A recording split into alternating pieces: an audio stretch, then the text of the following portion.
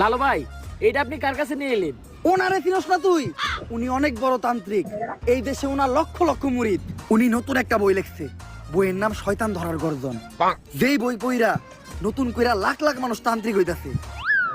কিন্তু লালু ভাই, আশেপাশে তো কোনো তান্ত্রিক বা মুরিদ দেখতেছি না। আরে ওগুলা তো সব ফেসবুক আর টিকটকে। বাবা, সঞ্জনা নামের এক আত্মারে আমার ধরতে হইব বাবা। আপনি আমার সফল হওয়ার একটা উপায় দেন। যদি সফল হতে চাও তাহলে আমার লেখা এই বইটি নাও, শয়তান ধরার গর্জন। এই বইটি নেওয়ার সাথে সাথেই তোমার জীবনে থাকবে না কোনো অর্জন।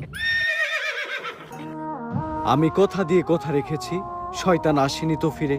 আমি শয়তান তাড়ানো গল্প লিখেছি আমার সারাটি জীবন ধরে।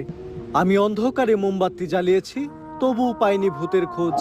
আমি ভূতের অপেক্ষায় ছিলাম, ভূত নিজেই হয়েছিল নিখোঁজ। শয়তান ধরার গর্জন, পৃষ্ঠা নাম্বার চুদলিংপং। বাবা, এটা তো মন্ত্র না, ছন্দ কইলেন।